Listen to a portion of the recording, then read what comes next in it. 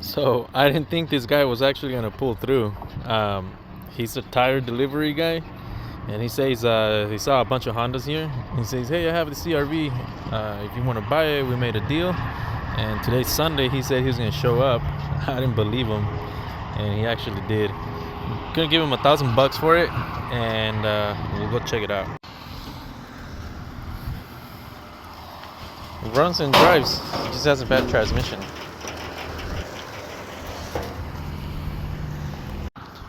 So here it is. I unloaded. He unloaded it, drove it off. He said he's had it for a while.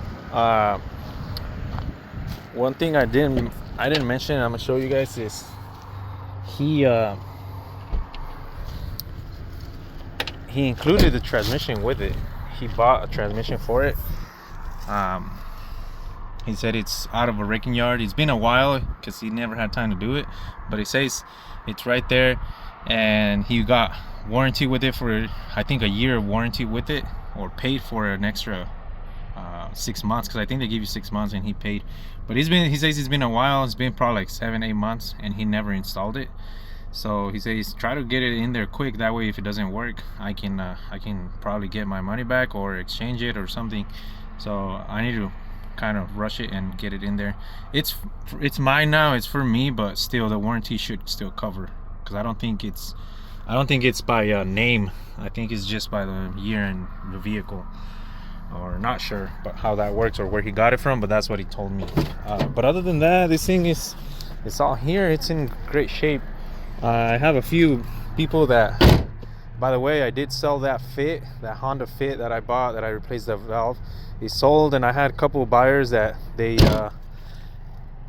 were wanting to buy another one from me, and so I think if I can rush this one, get it out, I can probably sell it right away. I have a few buyers that they're asking me for a car. This one will sell a lot faster because it's all-wheel drive. It's pretty clean.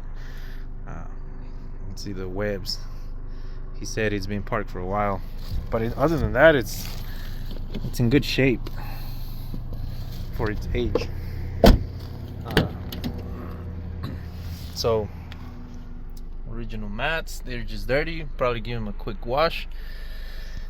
It's fairly clean, man. For $1,000, I only seen pictures. Even in the pictures, it looked fine. I couldn't say no. One of the damages he said he sent me a picture, was that. You can see that's not that bad. All of them, they have that. But yeah, it's in really clean shape. So it still has plates till next year also. So it's got 1 year, exactly 1 year left on it. Clean title. He gave me the title, signed the title over. It was under his name. Came from Portland. That is crazy that he rented that U-Haul truck and rented the trailer and brought it all the way over here. He got $1,000. I mean, I'm sure whatever it cost him to rent that truck and trailer, what, $200 maybe? I don't know if the trucks are rented by mile, but I know the trailer for sure it's like $60-$70. So the truck, let's say another $150, if that. I don't know. They say $19.99, but that's local. They charge you by miles.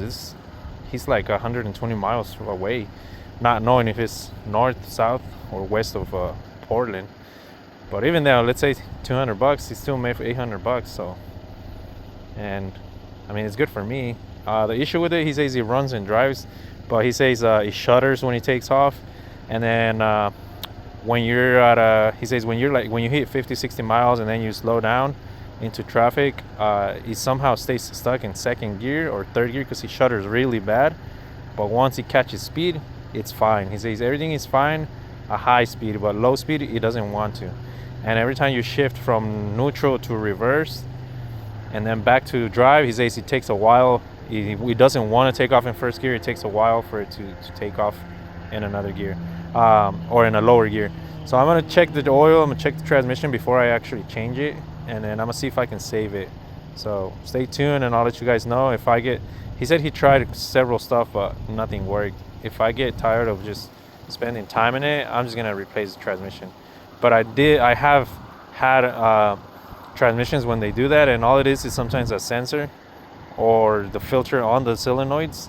Take some little screens. So I'm gonna give it a try, and then I'm gonna check the oil also, see how the oil looks. If the oil is too nasty and smells bad, definitely just replace the transmission.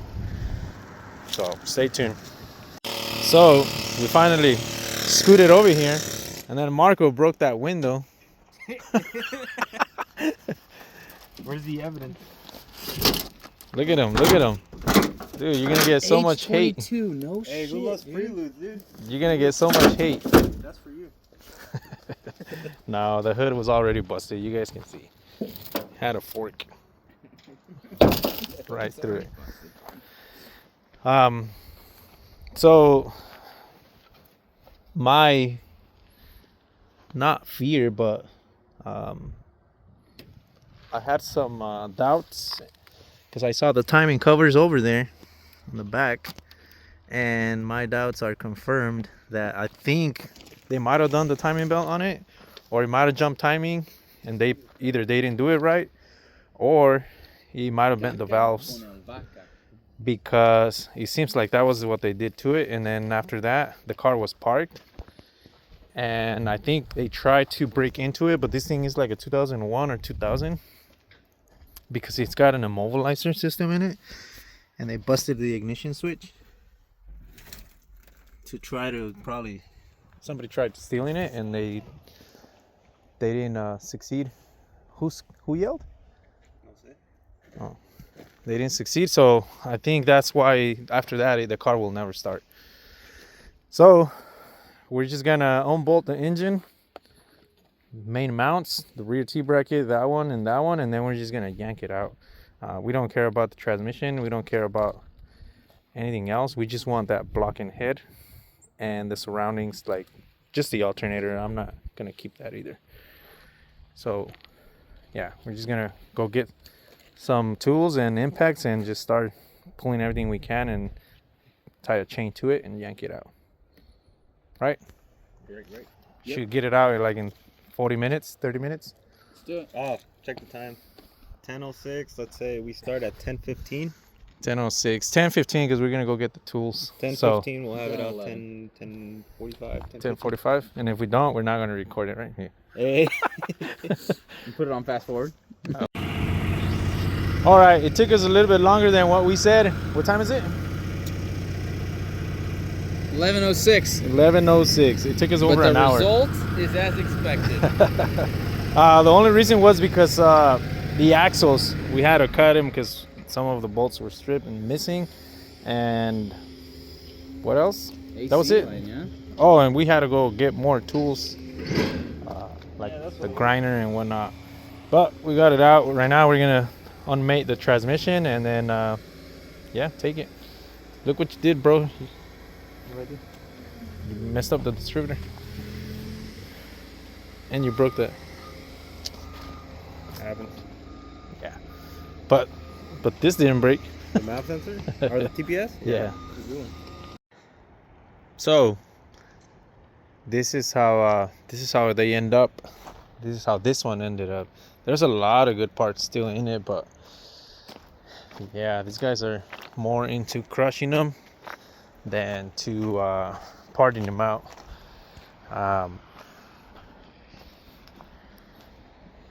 This is where it's at. So lucky us, we pulled the engine right on time. Normally what happens is the cars, they come from the process into here, and then here they have that excavator on the back, and that excavator in the back, that one there, they just yank the engines and transmissions, and that's where they end up. So from there they just toss them in here. And some of these engines, once they make it here, I mean, the only thing you can probably get out of it will be like the crank, and that's about it, because the heads, they just get mangled. You can see that there's a J series there, and you can see how the head has been just crashed or crushed. It's cracked and whatnot. So yeah, there's a K24 out there, That's a K24. So yeah, once they make it in here, that's it. That's the end of it. Eventually, like if I was to need a transmission, I have to get here before they make it here. Once they make it here, it's really a risk. I don't think you'd want to get anything from here. Let me see. Yeah, you can see that K series is just demolished. So yep, good catch. I'm gonna go show you guys where they get processed. All right, this is where they get processed. So they come in from wherever they come, either the front of the yard when they're abandoned vehicles, or somebody's just dropping them off. They drop them off right here. Then they get stashed in there. Then they go on there for fuel, oils, all type of fluids. Then they go to there for radiator, catalytic converters. Sometimes they're either here or there. Radiator, alternators, as much as they can get out. License plates. And then from there, they go over there. So and then from there they go to the back where we come from, where we just came from. I keep saying this one, I'd usually keep this transmission, but this one got hit so hard. I'm having doubts. I think the transmission might have cracked on the back because we didn't have to drain it. It didn't have any oil in it. You can see it got hit so hard. Some of the casings cracked.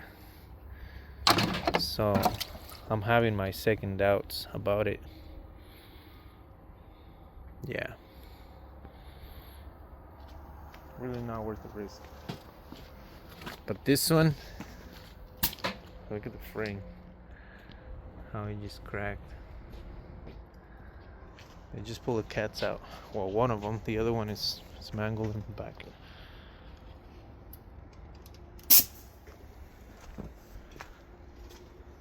You can see the door, how much it shifted it back. I said it again. This one read 102,000 miles last year. At most, this car has 120. Transmission's pretty good. I already VIN'd it. Transmission matches the VIN on this car. But unfortunately, I'm not gonna take that risk. It's too much work for being cracked. And like I said, it already doesn't hold, and it didn't leak any fluid, any oil. It's been leaked already, so probably cracked somewhere. So yeah, that's what we do. And today there's not much to do, so I'm just walking around and helping this guy out, and then I go and help someone else out and whatnot. And another thing that makes this local junkyard strong, it'll be these guys. These guys are all prototypes. I know some of you guys might think otherwise, but these things are brand new.